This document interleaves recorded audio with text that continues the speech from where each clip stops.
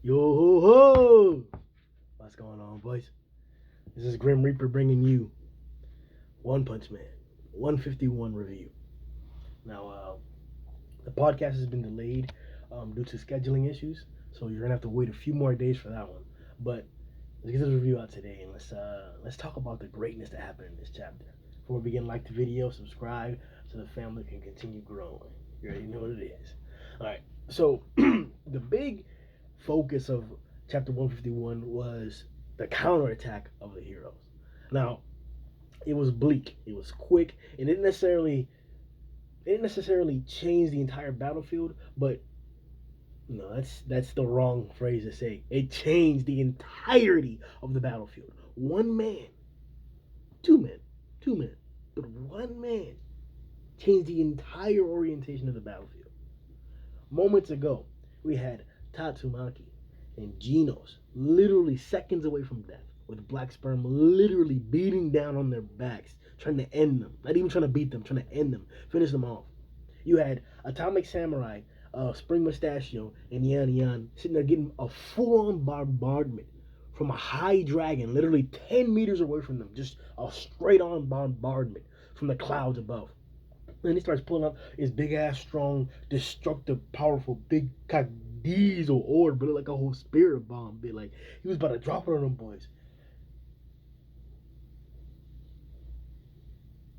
All these things are terrific. The monsters did a terrific job. But old boy handled it. My boy Atomic Samurai. Tatsumaki's not in danger anymore. I mean, she could be, but not really, no. Genos is gonna be fine now. Where he's safe, quote unquote. All because of Atomic Samurai's assault. He took the attention away from them and brought Golden Sperm and Homeless Emperor's full attention on him.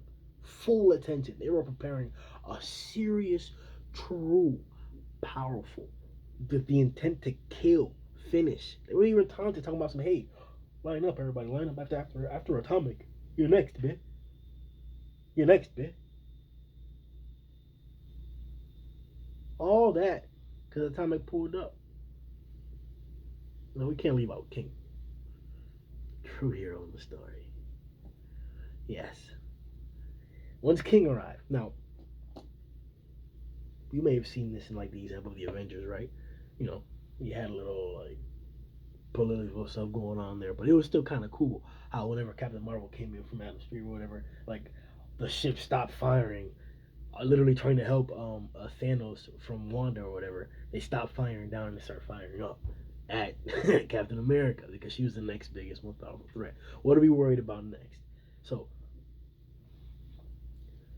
having King come in and take this position, before we saw it just as a gag, and maybe it was used in a more tactical manner in the EC fight whenever King literally took a blowhorn or a horn or whatever and then just started yelling, hey EC, I'm over here, like over here, let's go fight over here, what's up bro, I got that thing for you, whatever, you know, pulled his attention away, literally using his reputation and what people in monsters obviously know him for, use that as bait.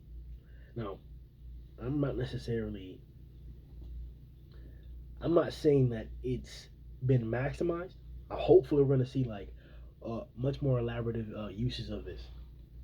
Hopefully, we'll see a lot more instances of King using his fame. Maybe fame's the wrong word. Like reputation feels more like it, man. Like his great reputation, like the stance that he has, like the intimidation that he brings to any battle scenario. Maybe using that in an even more complex manner, bro. To the extent to where like an entire association, an entire assault group, maybe I don't even know how else you could use it. They just stop fighting because of this. Because this is that example basically. So it's an innumerable amount of sperm are currently positioned out there. But I'm talking about black sperm, not golden sperm, because we just seen. I made a mistake on the reaction, and I said millions instead of trillions, which is even crazier. But like, Atomic cut. Hey, how many trillions plastic cut?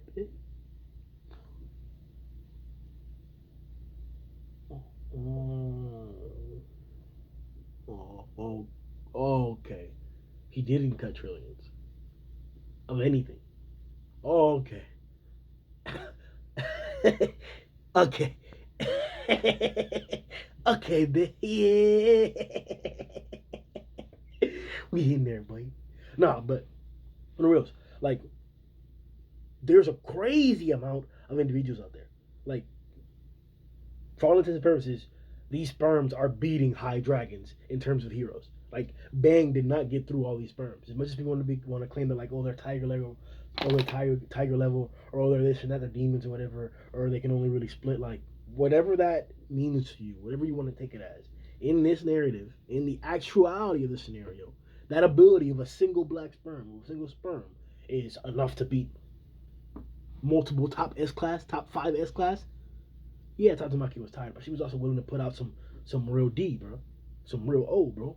Whatever it is, to protect her sister and to bring down these sperms that were annoying and talking shit. But yeah, she was still really about doing it, and she got overwhelmed. That's just it. She got overwhelmed. There wasn't a hope for Fear Ugly to beat him. What if you're gonna throw up on the entire trillion army tsunami of a tsunami army, whatever, of sperm? No. Homeless had a hope of doing that, but that hope is gone, man. After we saw that tsunami, stop. After we saw 4 black sperms up against Metal Bat, and then that was counted as like 10,000 or whatever. Come on. Like, listen. King coming in and having Golden Sperm literally say, hey, let's do this together, is arguably or probably one of the most important portions of dialogue or narrative plot points that we've had in the entire arc. Once we started this event in the surface, even before that, when we were talking about, I think it was in a meeting, or when we first got here, in chapter 94, when we ran through the gauntlet of like Evil Eye and all the rest of the monsters coming out, when Garou sent out her eye scout with the rest of the forces just to test out what the heroes were doing or whatever, when Pig got stuck in the entryway or whatever, when we first met Mizuki and all that, back then we were talking about the lack or the need of teamwork, or how it was going to show up from those points in the story leading into this arc, about the lack or the requirement or the need of teamwork by the heroes. And then it was also emphasized that this was going to be a big plot point against the monsters. We even the best the best example to show that this was going to be the biggest plot point against the monsters was when Homeless literally declared, hey, this is going to be a fight for the fittest. Battle for the fittest. I'm not going to help you. Get out of the way. If you get killed while I'm doing something, not even oops, man. He said not even oops. It's supposed to be that way. It's supposed to be that way. You were supposed to get killed in that explosion, man, in that blast, because you're not good enough. You're not good enough. That's the philosophy of the monsters. So you can imagine how complex that idea or how complex that issue can get, right? Like, now, imagine that to the next extent that Gums himself, the character, is now gone. We don't see Gums anymore in the story. Why? Homeless? Or excuse me, no, Fuhrer? Did Fuhrer kill Gums, really? I'm expecting him to come back, but he hasn't come back. So just because he hit him, Fuhrer ended up killing him. And he got power from that too. All because of a lack of teamwork. An explicit, a strong, a prideful lack of teamwork. I'm pointing this out because these are examples to show you how far out, how drastic, how radical the Monster Association, this grouping, this assault group, the second wave, the second force, the I guess the main body of the association itself, without Garou and without Orochi. The Monster Association, man. Homeless, Sperm, Golden, man. You got some colors that are out of the way, but yeah, the main force, but right there, Fuhrer, Gums, They came out with a squad, bro. It was squatted when they came out from underground, bro. Just tried to take in the child, man. Tank top, man. A mind, man. Just coming through on niggas, bro. Like they was, bro. These boys came through serious with it, bro. They even had they even drew a badass panel of the boys just walking through together like a whole entourage. But just like, yeah, we squatted, yeah, battle of the fittest, bro. Hey, I'm gonna be the Monster King after this. No. I'm gonna be the Monster King after this. They was out there just cooling, bro, just talking shit while they were walking up on the Hero Association, bitch. Top class niggas, bro. Top class niggas, bro. Like, that's how radical the ideology went for the monsters, or is for the monsters. And now, just with the arrival and the presence of King, that's completely gone, completely disregarded, completely rearranged their priorities in a single encounter with a single individual. That's how much prestige Saitama's just power has been like just reverberated throughout the story, throughout the lore, throughout the land, the reality, the existence of One Punch Man. And they don't even know who it is. They consider it king. Like that pays homage to the entire to that trope that we have, that like little, I don't want to say cliche. It's not a cliche. I guess it's like a tradition that we have at One Punch. Like, yeah, that nobody knows Saitama, but like that's the whole point. Like people don't know it's Saitama, and shit, bro. Whenever they hype up these feats, whenever they give praise and acknowledgement to these heroes for these accomplishments or for these tasks of others that they're getting like praise for or whatever, and it's really Saitama, it's appropriate praise. The amount of praise they're getting or giving is correct. They should be praising that much for what happened there. That's correct. Like Saitama did that. You should praise him that much if it was Saitama. But it's not Saitama. But it's okay. If you think it was him, praise him as much as you would praise Saitama, because good job, bro. Good job, bro. You did that thing. Like that's the first part that reinforces. Like pays homage to that aspect. But it also shows that what's gonna happen next? Are we talking about like getting some serious combo work amongst the monsters? Because have we really seen that before? Rover didn't really work with anybody. Like, yeah, Rover didn't even want to work with Orochi to fight Saitama. Orochi doesn't work with anybody. Doesn't fight with anybody. Psycho's never teamed up with anybody. Garou never fought with it. No, never. Neon, nope, fought alone. Koketsu went about doing his things alone. Who else? EC, well, nobody. I guess you could say Phoenix. I guess he kind of technically teamed up with Phoenix. And that was a nice little combo right there. Like Phoenix saved Garou, was pulling out, and then right when Genos let off that super incineration cannon, damn, bruh, that dang, bitch. EC came out there big fast, big speed, bitches, and just tanked that shit, bro, like nothing, bro, like 80.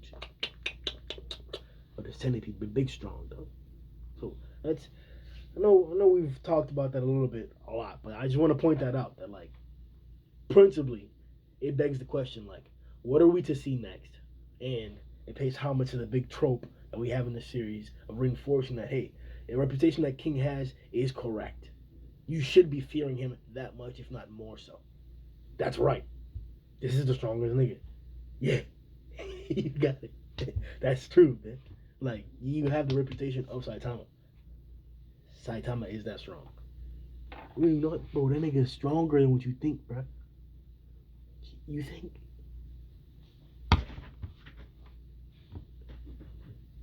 You think that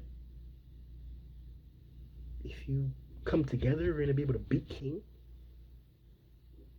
Stop. You should just surrender. What are you doing, bitch? Stop.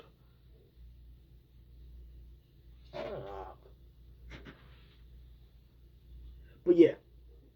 So what happens next, right? Like, Holmes' attention is drawn away. Sperms, golden and black sperms are all drawn away from Tatsumaki, Genos, and Yeah, principally Tatsumaki and Genos. Principally. Because Atomic Samurai and any other Fuma statue, they're okay. I, I don't want you to be under some impression or belief or some fantastical interpretation that Atomic Samurai is not going to unsheath that blade again this arc, man. That's going to be the case. He is going to unsheath that blade again this arc, man. And it might be once again another climactic moment, just like it was this time. We had to go through a chapter or two, I believe. Maybe it was just one chapter where Atomic Samurai is just sitting there like getting protected by Yana from Mustachio as they're dealing with like a new attack that we got from Homeless with this like bombardment from the sky that he'd been talking about for a minute. So like there was definitely build up for that moment. So I'm expecting or anticipating that same thing again for the next instance where Atomic Samurai unsheaths that blade. I guess we can talk about the power argument now, right? We would have to do a pretty good reread of this arc, just the portion of the, when we got to the surface, because there's been a lot of exchanges and some power ups and people showing out and getting in there. But for the most part, the main heroes or the main cast has been there of the strong top five, top tier heroes. That stayed pretty much the same, with the exception of Tatsumaki actually revealing her true full power. And maybe Bang with his abandonment now, but we've seen instances or we've seen his fighting style. Bang's new limits or new abilities so far in regards to what he's revealing that he still hasn't shown to us. They're not too different from what we've seen before. And he even resolved to not use the fighting style, offensive fighting style that he has in hand, that Garou's attempting to use for a particular reason. So I'm not expecting to see anything out of the ordinary and crazy like that from them. But maybe you need like a crazy difficult or perilous moment again for Saitama for excuse me Atomic Samurai to actually pull out Blade again.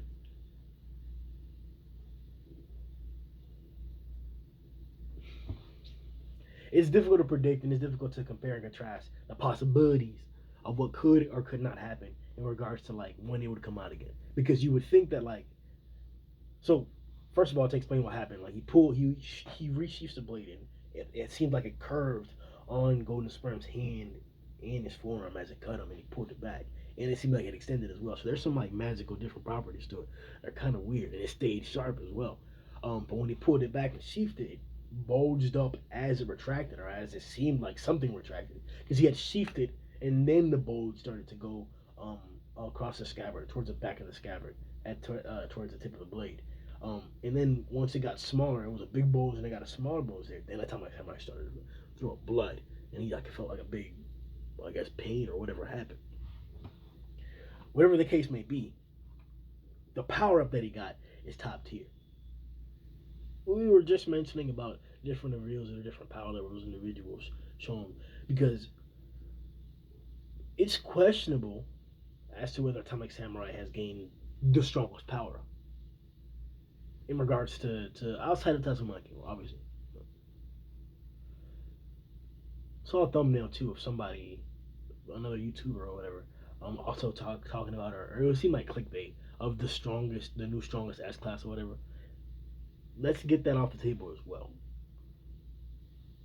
Not only do the potential is there, sure, but not only does he have the issue of not being able to control it, but he's just now identifying what the actual power is or what's really going on with it, and it's explained as like the reason why he can't unsheath it is because the sword is gauging your ability and whether you can use it or whether it's going to lend you its power or not. Verbatim it says, it gauges its wielder to decide whether to lend its power. If you aren't accepted by it, then unsheathing it is impossible. Hence why it was taking Atomic Samurai to go to the extent of concentrating and stilling his mind to the point that it was like a reflective surface, like the surface of water. That's how calm and still the mindset of Atomic Samurai was described, and even given in contrast to Bang's water stream. Bang's mentality was like a stream of water, of course. chaotic, powerful. Then atomic samurais could be described as the reflective surface of water, calm and still. Where you see like the 1, 2, 3, 4, 5, 5 ripples coming out from where he's standing on the water. That's how calm he was described as being. In order to unsheath, I guess I don't know if we're gonna give it a certain or a special blade or if it has a special name. Like, it's called the Sunblade, obviously. But like, is there like Sunblade like Yamatensho or some shit like that? Like, you don't know, bro. It's Japanese shit, bro. You don't know. You don't know, bro. So that being the case, I don't think that we don't. Okay, this is the thing. In One Punch Man, a lot of times they don't give you continuous descriptions or continuous added explanations of something. They'll explain it one time and that's what it is. And if you don't understand it at one time or if the translation's bad, oh well, you'll see another instance of it used in that same way, and they will take context clues to understand it or to verify the first statement or to better interpret the first statement because of translation issues. That's what we have to deal with in the community. We don't necessarily all buy volumes, and the volumes are translated differently. Um, sure, they're going to express the proper meaning, but sometimes they won't get the proper things across. We've seen that all the time with One Piece and the Viz translations. So whatever the case may be, it seems like that's gonna be the final explanation or the final definition of what is required for Atomic Samurai to wield this. He's gonna have to have like really good concentration, and it that seems to assimilate him with the sword. To read verbatim what he described after going through the whole battle, staying through it, not bang to permanent homeless bit. He says, "I got assimilated with the blade. It completely took over my spirit." So what can we really say? Are we talking about like Atomic Samurai has a balance that where he takes over control now, or he's just in control? Like, what does that really say? Is it because it's alive? So you're going to have to like use that spirit in order to like get that power now? Is it going to be intertwined, something like that? No, first example being Atomic Samurai just controlling it and he's in control, not being and not having a sword spirit overtake him, but or being assimilated with it, but instead it's just him wielding it, controlling it, and making it his slave, as him being the master. Or are they gonna have to work together? No, really, I'm trying to compare and contrast the instances of anime that I've seen where they work together, kind of like say Shaman King. Shaman King's the best example for this, where where he's either putting the spirit in the blade or it's in him, and that's the question. Like, is it gonna be something to where it's good that Atomic Samurai gets assimilated like that, and the more times that he does it, he'll gain more experience and he'll be able to go through it longer. But it'll maybe make a bigger, put a bigger toll on his body. Hopefully, I don't want that. I don't want some shit where like the weapon is putting a toll on you by using it. Like, no, just you have to focus a lot to use it. That's fine. That's good, and you're a lot stronger when you do that. Sure, it's cool. I would prefer it to be having nothing to do with the blade, and it's just Atomic Samurai. But if we're gonna have to go with a magical blade, then sure. But don't make it to where some shit where like you don't want to use this blade because then we're gonna have to get a different blade, and that's fine too. Just get a different blade and use that too. Honestly don't care. Like it's the Sunblade is gonna be the Sunblade. It is what it is. But that's those are to me the three possibilities of the potential of Atomic Samurai's power with this. Not to actually scale up against other individuals. You already seen it. Like we've had discussions, debates, and arguments. People that I argue against. I argue against the idea that the dragons of the Monster Association are the strong in the cadres are the strongest dragons in the series because they're not. We have individuals and examples like Beefcake.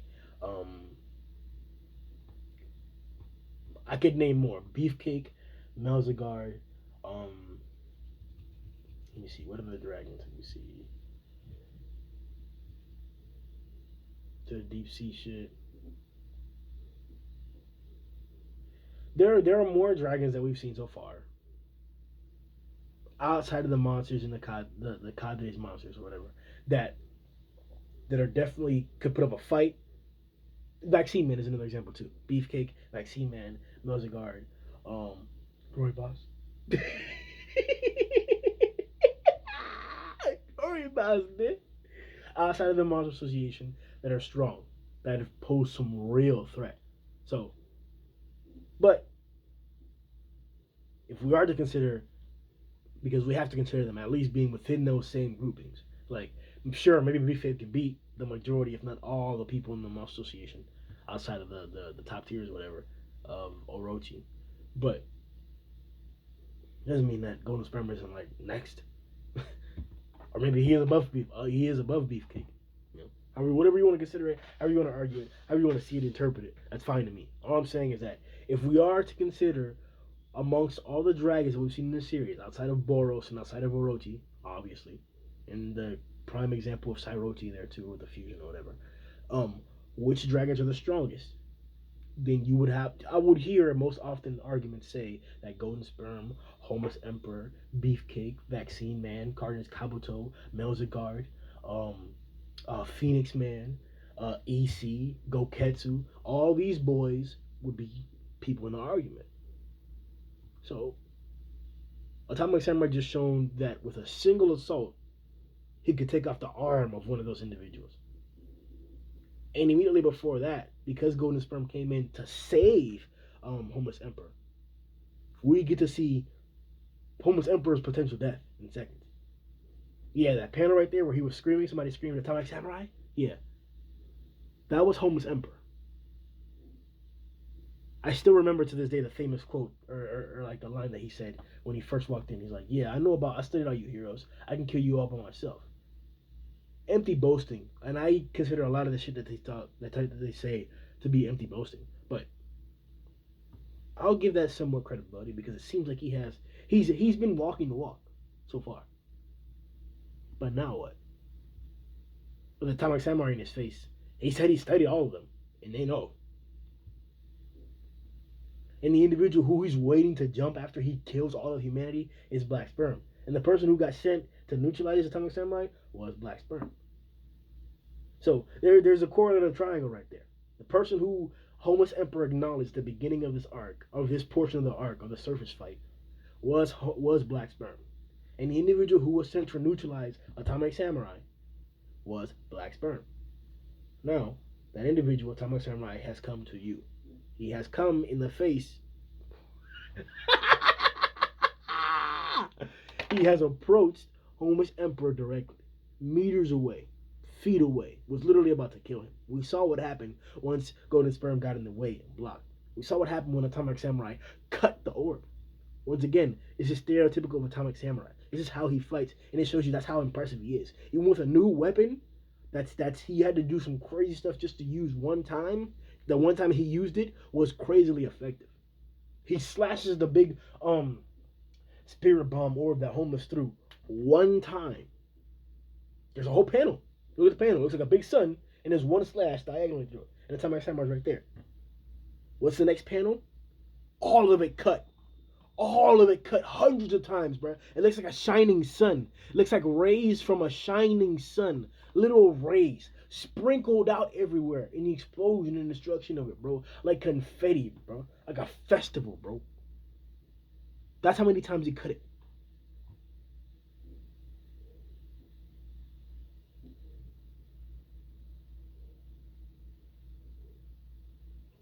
And this is off of one attack. In the other instance, when Golden blocks the way, look at the ground. The ground all around Golden Sperm. All around Homeless Emperor who's falling down backwards. Cut, cut, cut, cut, cut, cut. Golden Sperm. Cut twice, 3 times on his legs. 4, 6 times on his arms, forearms, torso. Like, whoa, bro, look, he only did one slash. Like, he was right above him. He had it right here. And you see just blood spurting everywhere and then just hundreds of slashes everywhere. Once again, out of all the S-Class, there are not very many individuals who can attack faster than or as many times as Atomic Samurai can. And I'm tempted to say that there aren't any.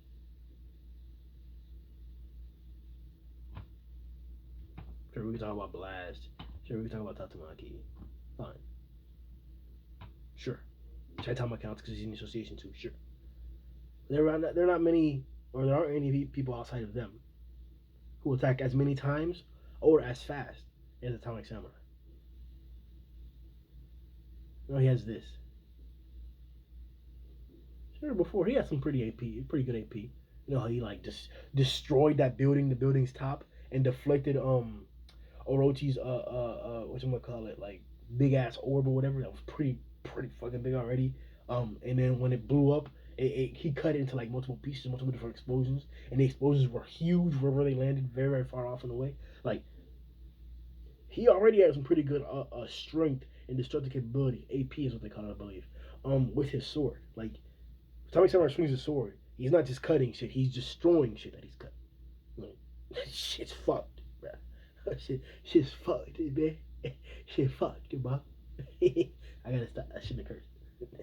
But now, stop.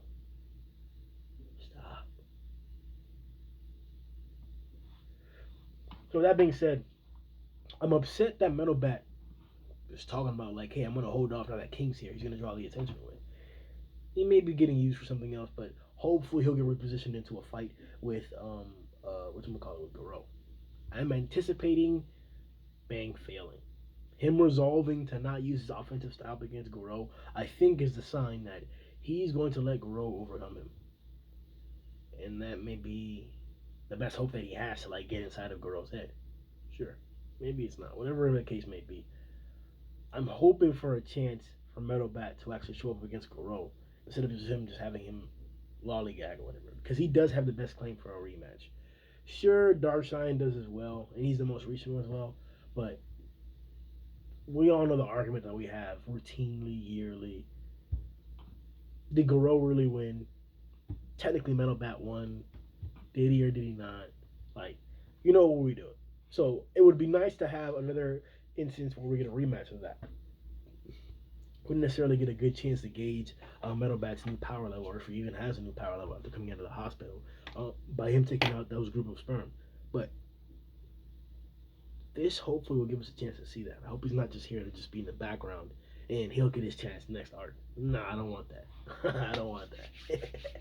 But with that being said, hopes are in the sky with King's arrival. Individuals are safe now. There's a different prospect for this fight. But the battlefield has changed. Now the monsters won't necessarily be incoherent. Maybe we're going to see some new battle tactics from the monsters, some new strategies. Homeless and Black Sperm and Golden Sperm really putting together some effective